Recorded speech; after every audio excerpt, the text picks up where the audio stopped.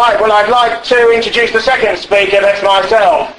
And I'll be talking about Robert Herwin Howard. A while back, I gave a talk about H.P. Lovecraft, Aryan mystic, and he was one of a triumvirate of writers who wrote for a fantasy magazine called Weird Tales, a pulp magazine. It's incredibly cheaply produced magazines in the 1930s with quite good art, a graphic sort of art, printed on cheap bulk newsprint paper that was very acidic and fell apart very quickly. And yet three writers, Clark Ashton Smith, Robert Herwin Howard, and Howard Phillips Lovecraft, have survived and have been inducted into literature. I saw in my local library that Penguin Classics, or modern classics, the ones with the grey covers, now include Robert Herwin Howard, Tales of Fantasy and Imagination from Cole to Conan, as a book. Penguin Classics, you see. So it begins as a pulp, and 100 years later it's redesignated as literature.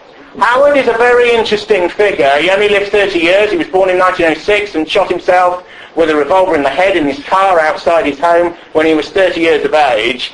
We'll get onto that afterwards. He wrote 160 stories, and the interesting thing about these stories is that they are pre-civilized in their settings, they're barbaric, they're ultra-masculine stories, and they deal with many themes which have been so disprivileged from much of mainstream liberal humanist culture that they no longer exist. Howard had a range of heroes and wrote in most popular genres. He wrote to make money, but he began as a poet, and a poetic and a sort of Saturnalian disposition influenced his work and his friendship by correspondence with Lovecraft, and to a lesser extent Clark Ashton Smith, throughout his life. He was of Irish descent, and he was born in a town which became a boom town in the oil booms of the early 20th century in Texas. For those who don't know, Texas is enormous. England fixed into Texas 12 times and Britain 8 times. He was born in Cross Plains and spent some of his early life in a town called Brownwood, a quintessentially small-town American, which is the experience of most white Americans through the settlement of Western civilization in North America. The state capital, of course, is Austin, and you have the big cities like Houston, Dallas, and Galveston. Now, Howard hated the oil booms, and what happened? When the oil boom happened to Cross Plains, a town of about 1,200 with a mayor and so on, morphed into a large, sprawling, lawless place of about 10,000. Enormous number of prospectors and drillers and criminals and people seeking easy money, all heavily armed, of course, came into Cross Plains. The town burst out beyond its limits in all directions. Oil was discovered everywhere. Fortunes were made and fortunes were lost. At the time he was born, lynchings were still in vogue right across the South and the ex-Confederate states. Everyone displayed and carried weapons openly. Sometimes the Rangers, as they were called, were a man alone in the sand, in the sun, with a rifle, was basically all you had of semi-ordered civilization. People don't realise how, if you like, wild and open certain parts of the United States were, certainly until the 1860s, 1870s, and the psychological experience of an intuitive and sympathetic and radically imaginative young man like Howard invests the tall Texan story and the stories of prospectors and ranchers and drillers in the oil industry and Texas Rangers and marshals and so on with an added piquancy. His family supported the Confederacy in the previous generation, and he was mildly descended from certain Confederate commanders. His attitude towards life is expressed in the stories, which is why they've survived. The stories are like lucid dreams. You walk straight into them and the action begins. Most of them were dreams, and in a way, most critics believe Howard's an oral creator. He's in the oral, folklorist, and narrative-oriented tradition. He's a storyteller par excellence. It's said he wrote at night, and he used to chant the stories to himself, which of course is a very old Northern European and Nordic tradition. It's the idea of the school. It's the idea that things are illuminated to you and you speak because you hear the voice. He had a series of masculine heroes, beginning with certain Celtic and Pictish, Scotch-Irish heroes such as Bran McMahon and so on. Conan, the hero that he's most associated with, whose name of course is abstracted from Sir Arthur Conan Doyle's middle name, Howard would take from all sorts of roots, many of which related to heroic Celtic Indo-European elements which he imagined to exist in his own past. He was very influenced by G.K. Chesterton's dictum at the beginning of the 20th century that myth is the commingling of emotional reality with what is understood to be fact. If you mix together eras and peoples, but you keep the emotional truth of the substance of what we perceive their lives to have been, then you can influence the present and the future. It's noumenal truth, as Aristotle said 2,000 years ago, the idea that certain things are artistically and emotionally true, irrespective of what you think about them factually. His most famous series of stories, the Conan stories that he wrote pretty much towards the end of his life, were based upon a false yet true, factional world history, the so-called Hyborian Age, that he created for himself. Maps of the Hyborian Age have been produced, and they are based upon a realistic sociology, ethnography, geological history, and a coherent view of economics. The country of Aquilonia that Conan ends up conquering at the end of the mythos is partly Britain. The Picts are partly the Scots, of course, covered in woad, barbaric, kept out by a wall, that sort of thing.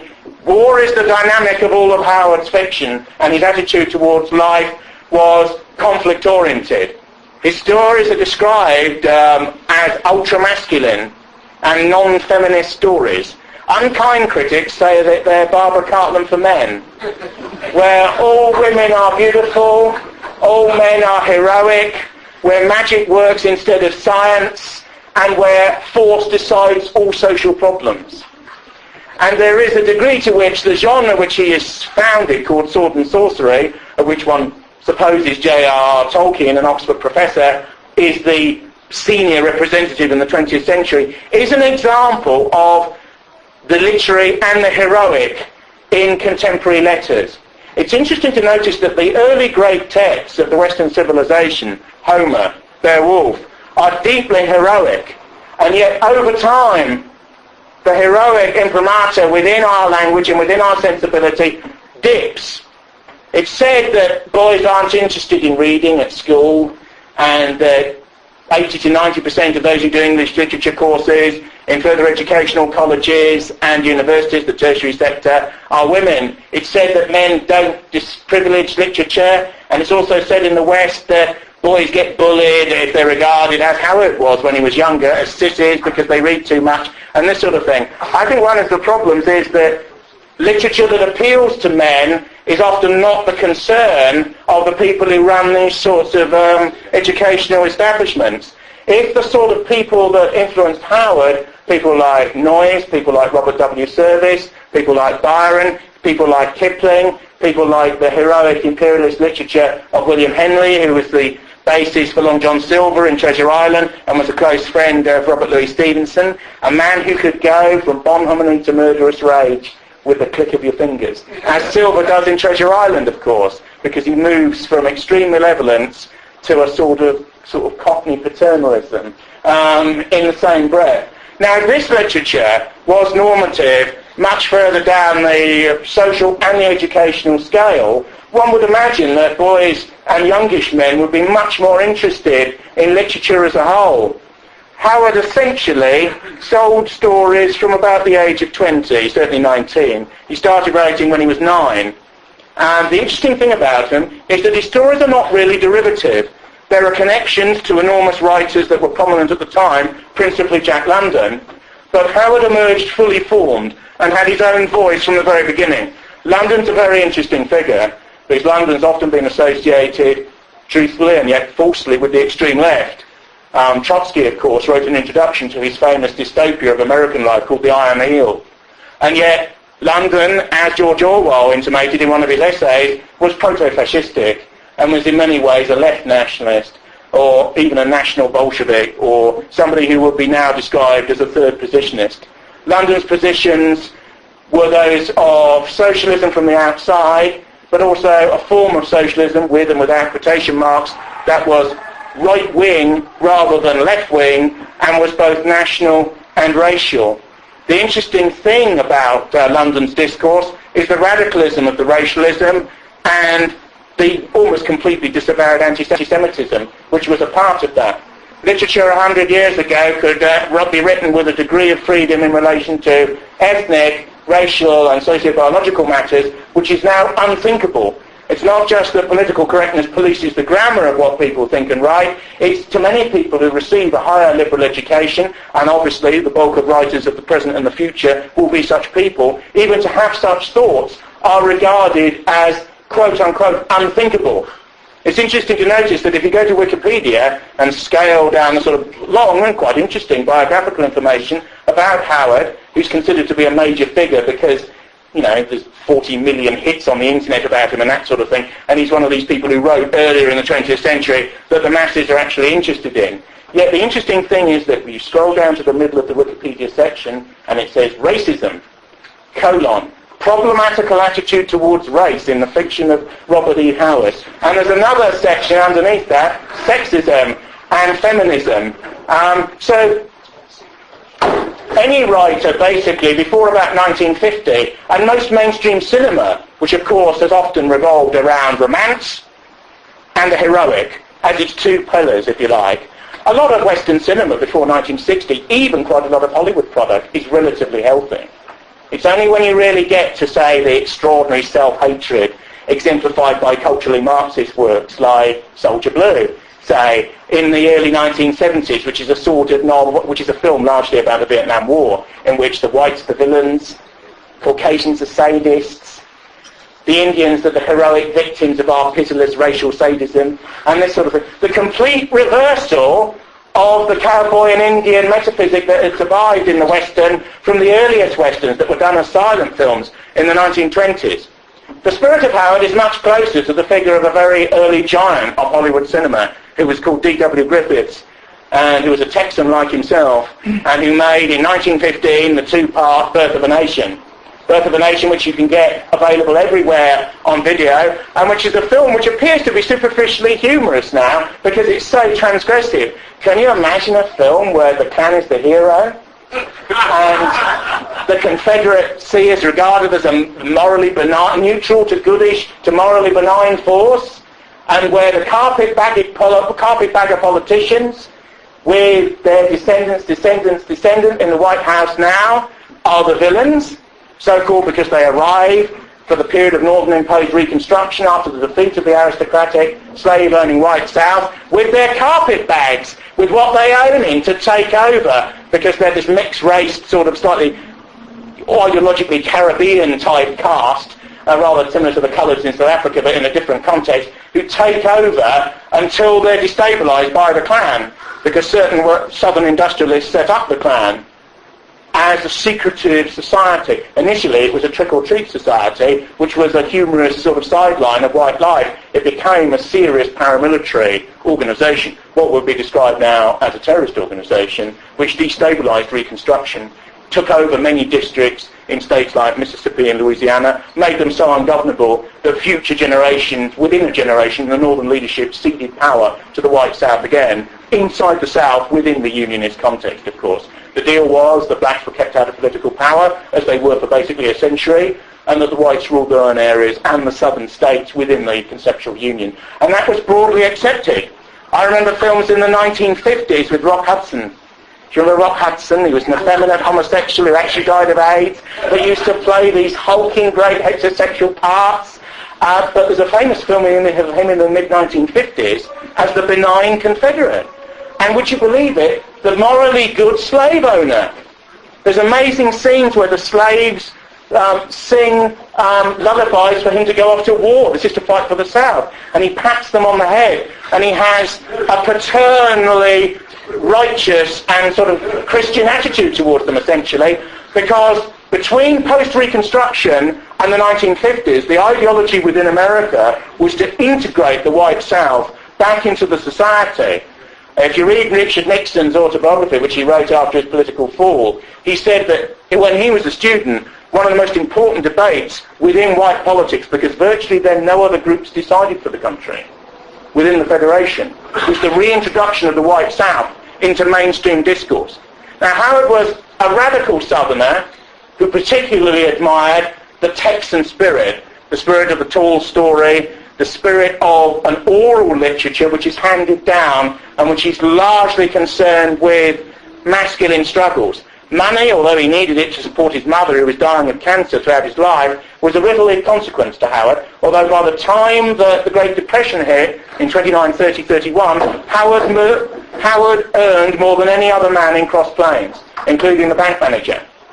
Although he lost all of his savings, as most of the people in South and Mid-Texas did, because every bank went down in 1929, 1930. The bank which Howard had all his money in from the early stories collapsed, and he put it in another bank quickly. You actually had to queue up in the heat, take the money physically out, stick it in another bank, and the other bank went down. Because, of course, the state was not intervening to save these banks, and therefore they all went down. Bank managers would be pursued out of towns with people with rifles looking for their money physically, because the chap was moving with it. And yet the inflation was such that the money increasingly was becoming worthless anyway. So Howard lost 2 minor fortunes and had to rebuild it.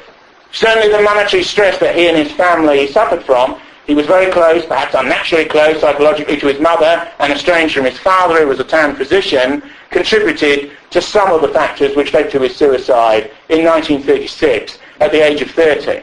Howard's attitude towards life in the stories and in terms of his own emotions was pre-modern. He believed that life was essentially heroic, that you should die young, that the future had no promise unless it led to glory, that materialism and the belief that getting on in life is all that's important is something against which he was in rebellion. He also agreed fundamentally with Spengler that cultures were cyclical, that the civilization in which he lived, don't forget he's living in a period where America is beginning to become the dominant power on earth, yet many people in rural Texas are only dimly aware. When I visited Texas once a while back, there would be a newspaper which you can buy one of these slot machines on the side of the road, and you take it out and it says foreign news. And foreign news is what's happening in Oklahoma. Europe's on the other side of the moon, you know, and yet when you look at the size of Texas, the sheer size of it, you know, Britain 8 times.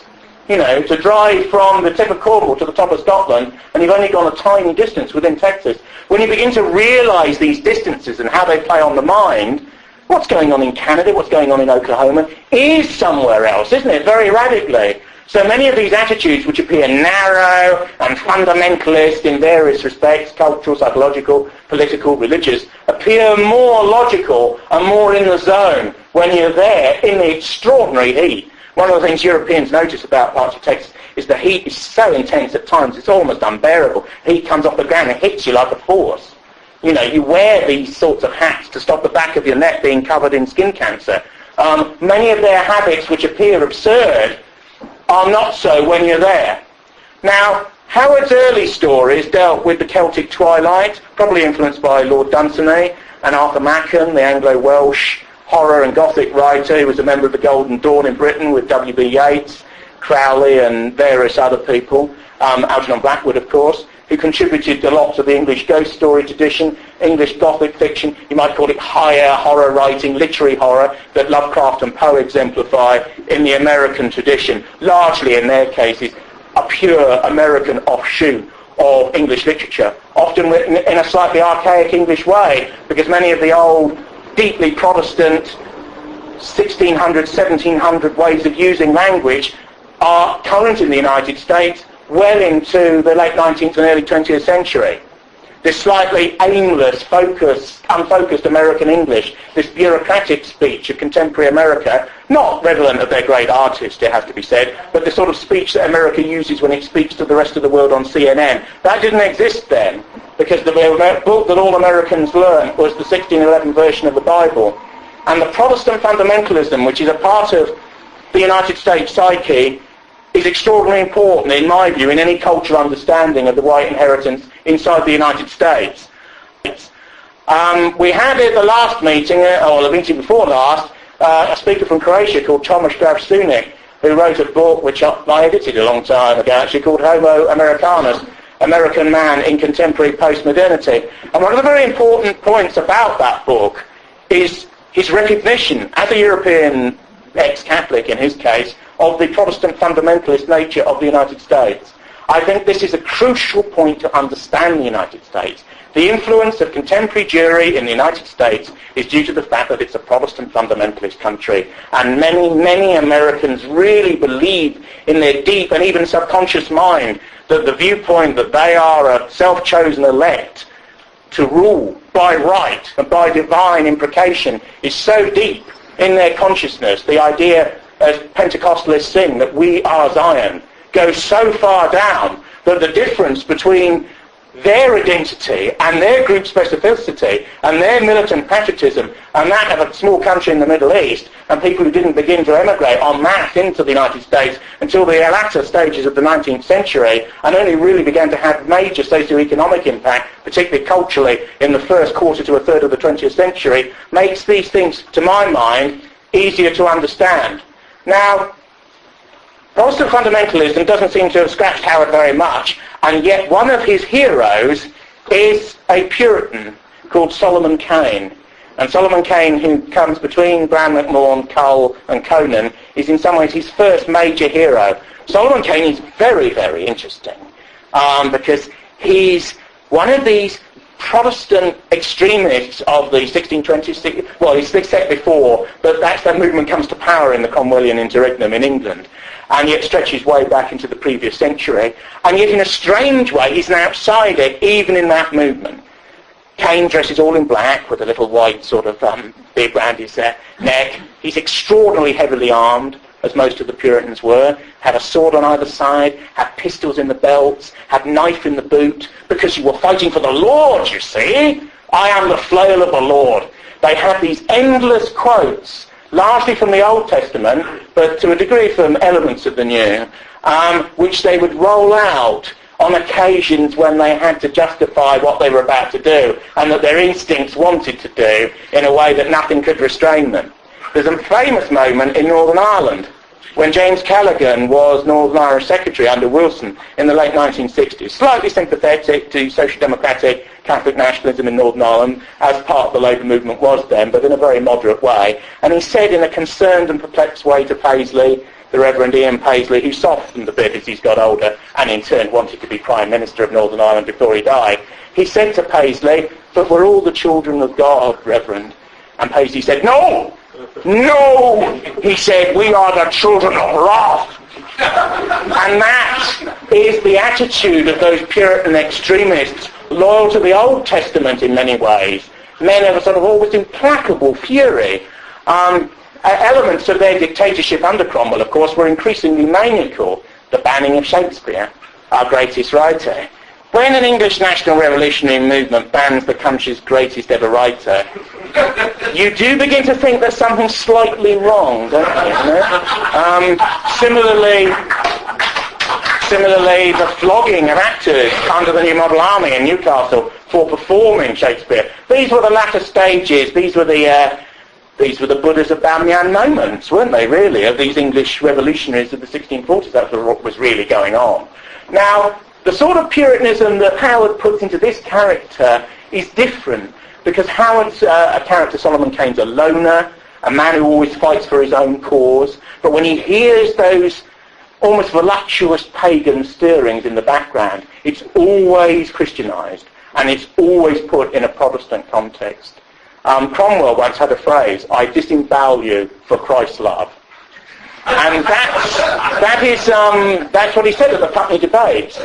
When the parliamentary side won the Civil War, the whole New Model Army, which of course was a revolutionary army of that time, no brothels, no drinking. In the Royal Army, you went to the back and there was endless entertainment at the back of the battle and so on. With the Puritan armies, there was none of that. You went to the back and there was no drinking, and there was a chap ranting at you about whether you'd sinned that day, you know. It was yet less fun, but at the same time, when they raised their pipes together, not in a higgledy-piggledy way, or one bloke at the back didn't want to, but they raised them together as one unit. They would all chant, "God is our strength." And Cromwell understood, as Shaw said early in the 20th century, that a man who has a conception of reality that is metaphysically objectivist, a man who believes in something as absolute truth, is worth 50 men.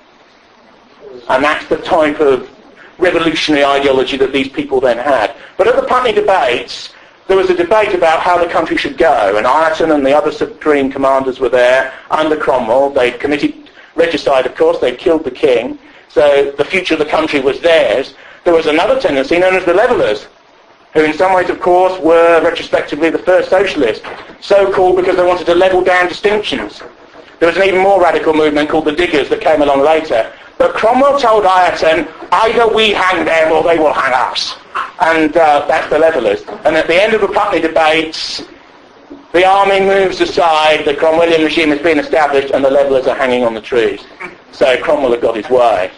And Howard's understanding of the importance of Protestantism to the United States, in a complicated way, the reason why there has never been an extreme right-wing movement of any great success in the United States, except in a localized way, like the Klan, to deal with particular circumstances at a particular time. America, you would imagine, is ripe for such a movement, as Australia always has been. And yet there has not been one. Not really. Not a national movement.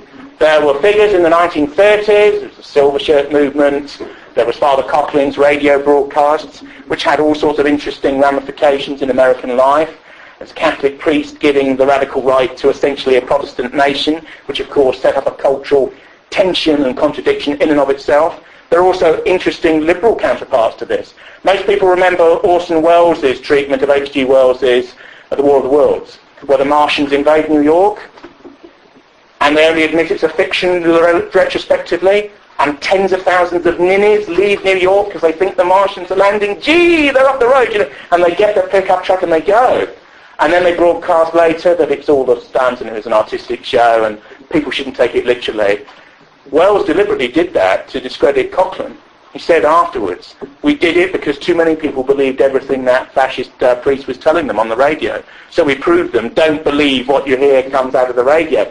And that's a purely sort of aesthetic response to the impact that sort of thing had. Yet still, movements like Aryan Nations, Nationalist Alliance, these sorts of movements, very small, very isolated geographically and in other ways. Nationalist Alliance was quite interesting because it morphed from Republican Youth for Goldwater, that's how it started, and then took various transformatory steps until it emerged as a very hard-line group under the late Dr. William Pierce at a later day.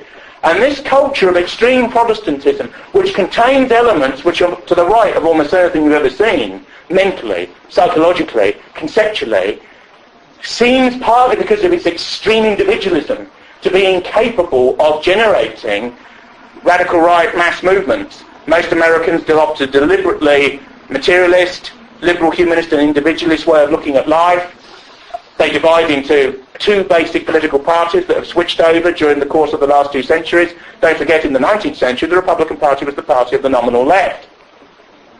And the Democrats were blue. The Democrats were conservatives who supported states' rights, not the right to secede, but certainly the right to own slaves. The party led by a man who's proud to have ex-slaves in his own family, the present president, would have actually, in a strange sort of way, not been able to join the Democrat Party in the 19th century. And yet the switch around that you can vote in each other's primaries, and that isn't everyone a Democrat, isn't everyone a Republican, hence the meaningless of the names, adds to this sort of feeling that you get in the contemporary United States that all that matters is money and social success. America is very important because America, of course, has dominated this country now culturally and geopolitically. We can't almost do anything without them, and all the wars that we're now dragged into are due to American hegemony. But the repudiation of parts of American power should never blind ourselves to the cultural excellence of what many white Americans have achieved, both for their group and individually. If you actually look at all the radical right literature, the alternative side of an isolationist and American nationalist posture, there is some great work there. By people like William Gailey Simpson, who wrote an enormous book of over 1,000 pages called Which Way Western Man. Again, without going on a tangent too much, he's a very interesting man because he's an ex-Jesuit priest who began as a liberal and an aching humanist whose heart bled for the third world and who had all the correct sort of UN-specific attitudes. And gradually he changed, step by step by step, and he ended up, if not a member, then a fellow traveller of National Alliance. That is quite a change. That is quite a leap. But it is also true that tens and tens of thousands of educated Western people who are liberal-minded now will have to change their views, will have to begin to change their mindset in this and the coming generation if Western civilization is virtually not to slide off the cliff. One only has to look around in Western cities now to realise that the clock is ticking against us. The type of Texas that Howard grew up in, which a few Indian raids beside and a few ex-slaves who were servants besides, was virtually all white. And the problems were the differences between Catholic and Protestant and the attitude towards people who were of Irish ancestry in rural Texas. These were the big things that people got very head up about. That world has gone. I mentioned D.W. Griffiths earlier. There was a D.W. Griffiths Prize in Hollywood until about 1992, 1996, because Griffiths introduced enormous new techniques in cinema. Spike Lee, the well-known black racial nationalist film director who made Malcolm X, the 4-hour biopic of the assassinated leader, of course, or major spokesman stroke figure of the Nation of Islam, assassinated by his own side, of course, as the film makes quite clear. Lee demanded that this racist insult to the African Americans be removed. And the D.W. Griffiths Prize sort of, they didn't abolish it, but they allowed it to fall into a attitude whereby no one applied to win it, and no one said they wanted it, and therefore it remained on a roster of other Oscars and prizes, and yet gradually it was forgotten. And that's how sorts of these things are done. While Europeans created the United States, they created nearly all of the culture which is of any use inside the United States. It's their country, and yet they will be in a minority in 40 years. As an exact demographic position. I mean, the state that, of Texas that Howard was born into, whites are almost a minority in Texas now. In Galveston, they're a minority now. When you add up all the Mexicans, there's 18 million illegal Latino immigrants inside the United States. And you have a hard-line ex-leader of Texas like George W. Bush, hard-line in inverted commas, who wanted all to basically change their status inside the Union to such a degree that they were no longer illegal immigrants. The Mayor of London, Boris Johnson, once Tory representative of England's allegedly poshest town, Henley-on-Thames, wants to decriminalise the illegal immigrant status of 450,000 migrants who live in London alone. There are 450,000 illegal immigrants, according to the Home Office, in London alone, and there's more than that. If you actually reverse their criminalisation by naturalising them, you've virtually created a new city within the city itself, and that's just a partial slice on the illegals coming in, staying, going, coming again, bringing their family, and so on. Now, to return to Howard, Howard's writing by the end of his sort of period, and don't forget he was sort of mature at 22 and dead at 30, he produced 160 stories, 15, 16 volumes basically, and other fragments. There was an unfinished fantasy novel called Almeric. The early Celtic stories, Bran McMahon and the others, morphed into Solomon Kane. There were associated westerns and humorous stories. There were some detective stories, but he never particularly liked that genre, although his attitude towards life was hard-boiled.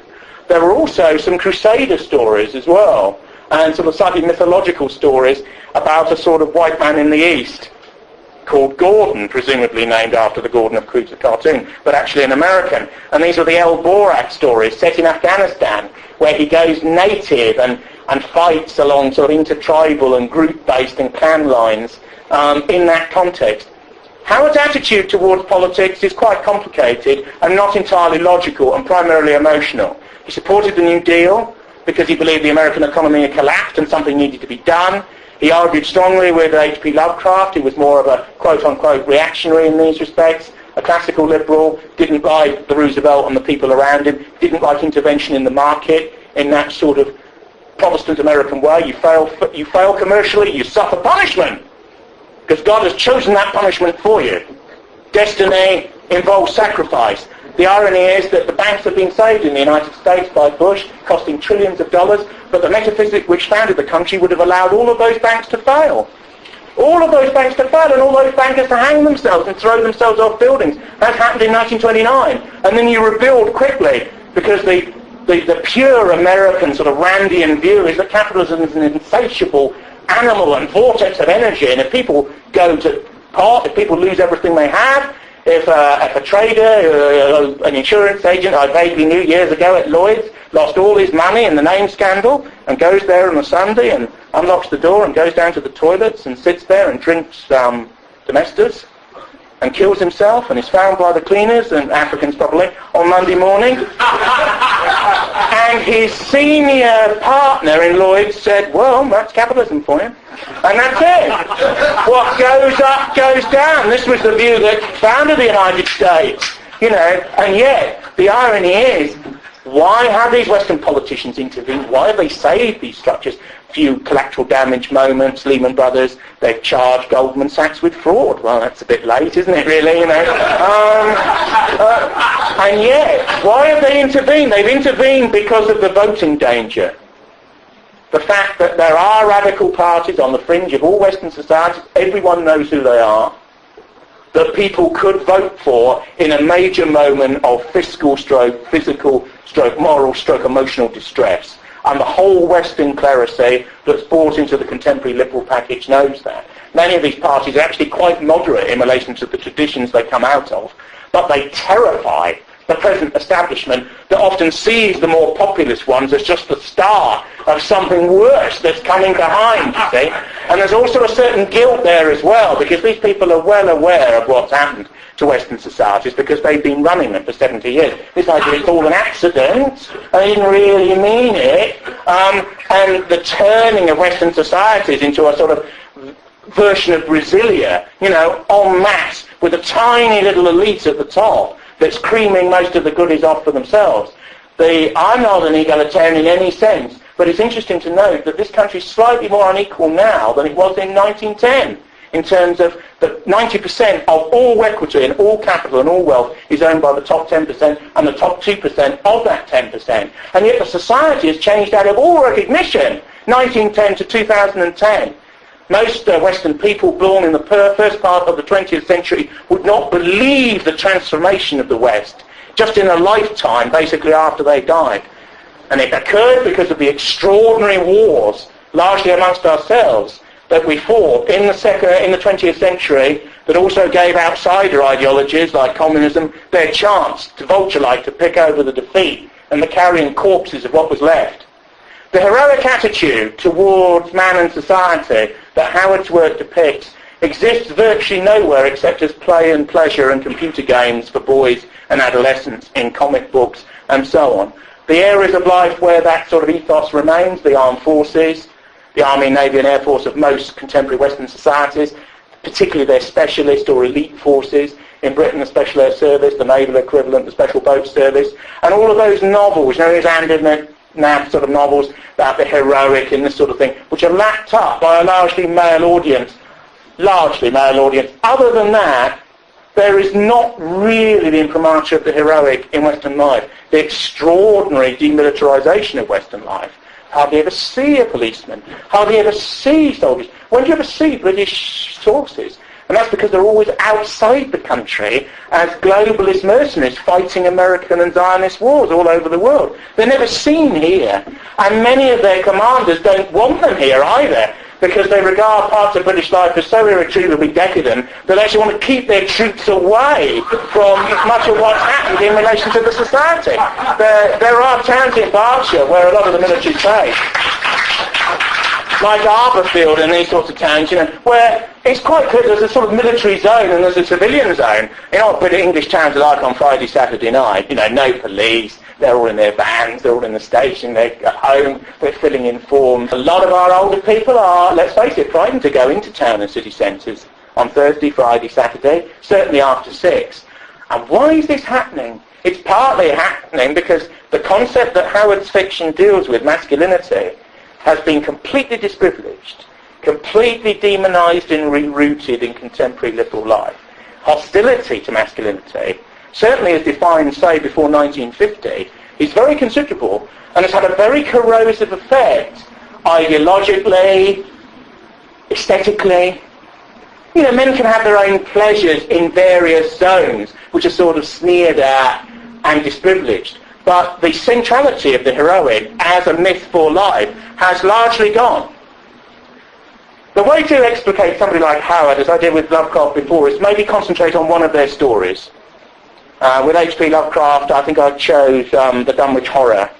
And with Howard, I would choose Rogues in the House, which was published in Weird Tales in the early 30s. One fantasy critic has called it the greatest fantasy story of the 20th century, but that's just one individual's opinion. It's relatively early in the Conan series. Conan is a northern barbarian. And because everything's fused together in Howard, he's got slightly Nordic, Germanic and slightly Celtic traits. He's an outsider, but he has a clean code of masculine barbarism, you see. Civilization is always seen as slightly weak-kneed and sybaritic to Howard. And yet at the same time, barbarism has its own inner order. Now, there are counterfactual and countercultural elements there that will be used by social anthropologists in a totally different context, like Levi-Strauss and others, in the middle of the 20th century. But Howard means it in a different way. There's a left-wing street to Howard, in a street as there was to London, a siding with the outsider, with those ruined by capitalism, by tramps. London's book about the East End is one of the most extraordinary books about mass poverty before George Orwell's Down and Out in Paris in London and How the Poor Die. Well, quite extraordinary works. A poor little hospital in Paris before any sort of socialised medicine, where those who are in the bottom 10%, their corpses were just thrown on the ground, and they died in sort of agony, and then they kick you away and put another one on top. This is how the poor die. And Orwell said to this chap in this hospital, but look at the state they're in. And he said, well, they gave up slavery. Here's another batch. This was the attitude then. This is why things like the labour movement, even in the United States in an attenuated way, were created, to correct that imbalance as it's seen from the bottom. The far right, of course, always wanted not the class war of the contemporary left, but to socialise mass life in a way that preserved the traditions of the civilization of which we're a part, that brought on what was excellent about the past, and yet realised that the 50% of people who own no capital, the 50% of people who are largely excluded from all centre-right parties' definition of patriotism, are part of the country, are part of the nation, fight the country's wars for the most part when they're asked to do so, and therefore have to be within the remit of social consideration in relation to education, health and other matters. My explanation for Howard's support of the New Deal and that type of politics largely is along those sorts of lines. It's the sort of apolitical chap who likes country and western in a mid-western state and supports social medicine up to a point, as long as it's not too costly, doesn't like Obama, and supports our troops, you see. But it's in a sort of apolitical zone which has got no real knowledge above that. Some of the instincts are right, but the ideological formulation in which that takes place is largely wrong, because even these wars, do you think Iraq was for ordinary white Americans? Do you think Afghanistan has got anything to do with ordinary families living in Nebraska or Nevada or Kansas? None of these wars had anything to do with them at all. Even the black Muslims have worked out that white Gentiles largely are second-class citizens now in the society that they created. But that's another story, and I'd just like to concentrate on Howard. This particular story concerns Conan from the outside. Conan's perceived by an aristocrat and fop called Murillo. Howard's a little bit of a Nordicist. He thinks Southern Europeans are a bit foppish in comparison to Northern Europeans. There's a streak of this. And there's a society, some of the societies seem to be Italy, Corinth, Zamora, but they're not. But they seem to be Italy. Well, there's this Italian city-state that's run by a corrupt priest called Nabonius, who's known as the Red Priest. These myths are set, these stories mythologically encoded, are set before the beginning of recorded history and after the sinking of Atlantis, possibly a fantasy itself. So he sets them far back enough that he can do whatever he wants with them, but at the same time he can import a large amount of retrospective historical insight. The interesting thing is the Machiavellianism of the politics of these stories. All of these societies are run extremely ruthlessly and are run completely for the power interests of the people in charge. The people don't really, the nationalities don't really matter, but they are, if the gloves are off, as marauding and vengeful as their own leaders, who they represent at a lower level. Truly, Howard believes, with the Roman dictator Sulla, that when the weapons are out, the laws fall silent. Now, Murillo is a courtier, a relatively corrupt courtier in this city-state, and Nabonius comes to him one day at a royal council meeting and gives him a small casket that contains a severed ear. And this is a warning, as it would be if a Renaissance prince in post-medieval Italy gave it to a rival, and it's clear off. Get out of the nation-state, as the city-state, as quickly as possible. I'm giving you one day. And Murillo wonders what he's going to do. He can flee, but he's not a coward. Why should he leave his own city? In any case, he's got lots of rackets on the go, so he wants an out, and he thinks, I need to assassinate Nabonius, who runs the drunken priest, who runs the drunken king as a sort of priest-philosopher-king, stroke leader of a native death cult within the city, like a puppet master, controls his doll.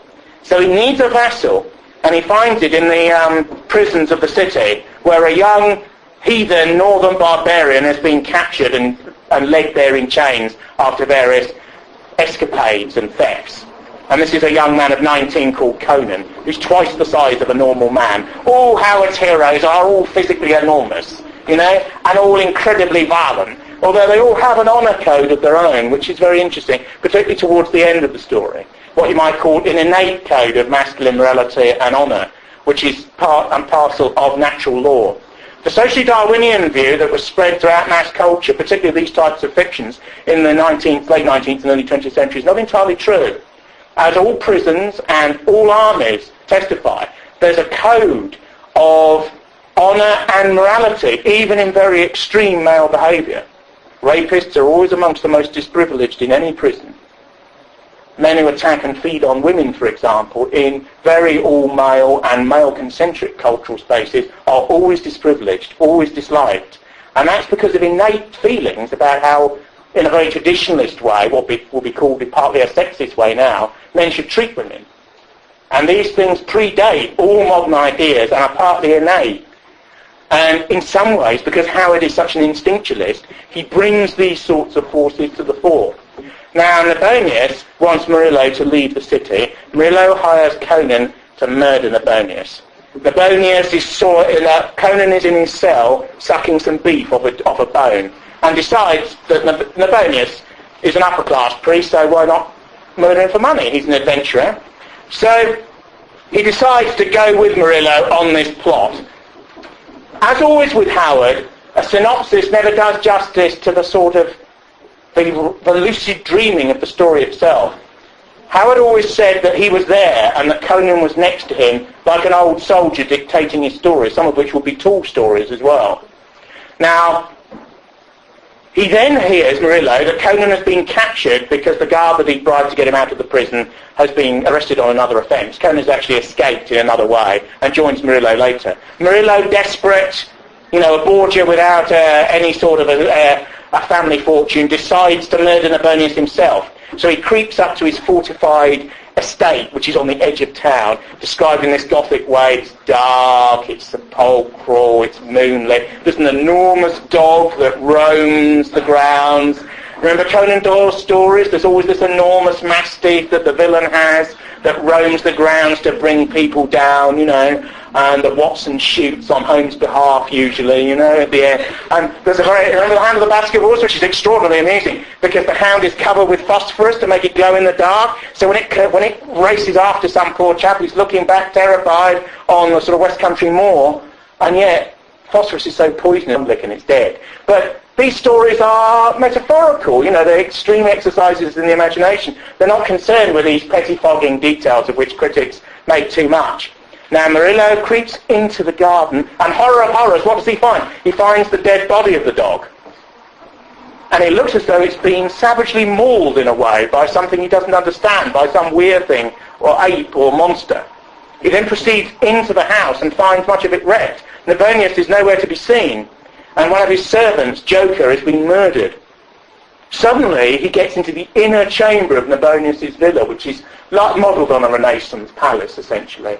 And he sees the red priest, so named because he wears this red cowl, sitting on a throne made of sort of alabaster and this sort of thing, and everything's very heavy and ornamental. A bit like those Cecil B. DeMille films from the 30s, that sort of, everything's extraordinarily overdone and luxuriant, And he creeps up to Nabonius to stab him, and the figure turns and it's a weird thing or a monster of one's imagination. It's not human at all, simian rather than human. And Nabonius fades, and then the story closes. This story is in 3 acts, traditionally like a lot of Western drama, like Dante's Inferno, Paradise. You've got this three-pronged triadic element, partly the synthesis, the antithesis, the synthesis at the end. So that's the first part. The second part is Murillo awakens in dungeons or interconnected corridors underneath Nabonius' house, mansion. He crawls along a corridor and somebody hisses, and it's Conan who's come into the house to murder Nabonius because Murillo's going to pay him. And because he's, a sort of member of a cult that he dislikes and so on. Murillo scents his hair like the young aristocrats of his era, and Conan's senses are so acute that he detects that with his nostrils, and that's the reason he doesn't attack him in the darkness. They both decide they swear loyalty to each other. Don't forget, this is an oral culture where bonds and legal sanctions are expressed orally. Howard despised the element of modern life where people say anything they want just to get their own way at any particular time. In pre-modern, say, Nordic societies, the oath or something which is given verbally with strength is as binding as any legal document ever could be, even more so. Conan and Murillo proceed looking for Nabonius. They come out into the body of the house, which, as I say, resembles this sort of Renaissance Florentine palace. And they see Nabonius stripped, semi-naked and wounded in a neighbouring corridor. And they wonder what has replaced him up inside the house. And what has happened, as he, in a dazed way, explains once he returns to full consciousness, is that his servant, who's this ape that he's taken from one of the outlying countries in Howard's imaginary kingdoms, has supplanted him as the master in the house. Howard, to a moderate degree, believed in science, believed in evolution. It was very much almost a cult then, as was eugenics. And Tuck, as he's called, this ape man who wears the red because he supplanted the human that he wanted to supplant, has thrown his master, Nabonius, into the pits and has seized control of the house. Tuck sits waiting for them to come out of the pits because there's a bell underneath in the pits that they've crossed, a trap basically, and he knows humans are down there and he's waiting for them. Nationalists emerge. There's an interesting political element here because Nabonius is a very corrupt ruler and has the king in his thrall. So nationalists of the city-state. You could be a nationalist then of a city-state because it was the unit of civilization essentially, and a country would be city-states federated together. Attempt to assassinate Nabonius in the way that Murillo wanted to. Tuck deals with them. The story fast forward in a very filmic way because Howard is a visualizer. The male brain is visual and always thinks in images. And these sorts of stories are extraordinarily cinematographical in their nature and their forward-pumping lucidity. Tuck senses that they've come up from under the ground. And there are interesting pseudo-scientific elements. The Red Priest Nabonius is a scientist and a mage and a magician combined. It's religion and the decline of magic in some ways, viewed academically. He has this construction of mirrors whereby from one room you can reflect light through tubes that contain small mirrors, and it ends up being able to look into another room so you can actually look round corners. And they can see Tuck and he can see them. Because he needs to dispose of the bodies of the nationalists who've come into the house, Tuck disappears for a time and Conan and the others seize their chance and they go up. Nabonius becomes terrified when all the doors are locked and he can't find the weapons they need to fight against his servant who's turned against him. In the end, Conan has to face off against Tuck in this quite extraordinarily violent scene that Howard was one of the most brilliant writers of physical force and conflict between men in the 20th century. There's little doubt about that. It's so immediate, you're almost there, and it is essentially visual. Conan and Tuck have this clash of the gods type of titanic duel with each other, much like a scene from Homer, basically, as Hector before the walls of Troy. Tuck is gunned down in the end, and Conan, half dead, is saluted by Murillo. Nabonius then tries to betray both of them, and Conan does for him, really, with a stool. He whips up a stool and throws it at his head, and he falls. And all Conan can say is his blood is red, not black. Because in the slums of the city they said the red priest's blood was black because his heart was black. And Conan's a barbarian and a literalist, you see. His blood isn't black. There's an interesting moment when Conan is helped by Murillo because he's so hurt and wounded in the fight with Tak. And he pushes Murillo aside and says, a man walks alone. When you can't stand up, it's time to perish. That's not an attitude you heard from the Blair government too often, is it? These are pre-modern attitudes, you see. As somebody on Radio 4 would say now, but that's a dangerously exclusionist notion. What about the ill? What about the weak? And of course, in that type of barbaric morality, the strong look after the weak, but only in an ascent of being and natural law, which is codified on the basis of the morality of strength. That's what those sorts of civilizations thought and felt. And the other interesting thing is that he looks down on Tak, this sort of beast sort of man that he's killed, and he says, I didn't kill a beast tonight, but a man. And my women will sing of him. And these are sort of, there's two attitudes towards, there's two cultural views of these sorts of things. One is to regard them as remarkable pieces of, creative imagination. The other is to sort of laugh and sneer at them and think that they represent old-fashioned values that we've thankfully gotten rid of or moved away from. The stories, with the exception of the Cain stories, are all pre-Christian in the most radical of terms, and yet pre-liberal and liberal secular, which of course in the modern West is what's replaced Christianity. I would say that contemporary Catholicism is rather like the Protestantism of yesteryear, and Protestantism has become liberalism. And liberalism has morphed, strangely, without the Protestantism that gave it a moral compass, into a form of cultural Marxism. And that's what we have now. And yet, Howard's stories are very, very interesting and very dynamic and very much appeal to an imaginative element in certainly a lot of men. The belief in self-definition, the belief in the heroic as a model for life, the belief in strength, but with an honour code that saves it from wanton exercise in strength without purpose, and that believes that one is part of even a tribe or a community. In the stories, Conan's a Cimmerian. He's from a northern group. He's always introduced, he's only got one name, he's so primal, he doesn't have any other names. Conan, like Heathcliff in Wuthering Heights, he only has one name. Heathcliff, you don't need any other names. He's just a force, you see. A force of the female imagination, which is what he is. And in a strange way, the way in which he's described in that novel by Emily Bronte is very similar to the way Conan's described, but a bit more beefed out, a bit more muscular. Many films have been made, many TV series have been made. There's a Conan industry in the 20th century. What Howard would have thought of all that, no one knows. He's there possibly on a slightly lower tier, but with Tarzan and Doctor Who and James Bond and these other iconic sort of mass popular fantasy figures. Yet in all of them, certainly in this sort of, there's a truth to experience, there's a lividness, there's a cinematographical and representational reality, and there's a concern with courage, masculinity and the heroic, which is lacking from most areas of society. And there's also an honour code, a primitive morality, if you like, which goes with it and gives it efficacy and purpose. The other thing which differentiates this type of literature is respect for the enemy. To close where I began a couple of hours before, when Taya Blanche was murdered, I noticed liberals on the BBC giggling and sort of laughing and thinking it was all a jolly joke. These are people who are against the death penalty and, believe that murder is a terrible infraction against human rights, jurisprudence and all the rest of it. But the sort of cultural space that this work comes out of respects the enemy. Kills the enemy, respects the enemy. Which of course is a soldier's emotion. Men who fought in wars don't disrespect the enemy, they know what they're like.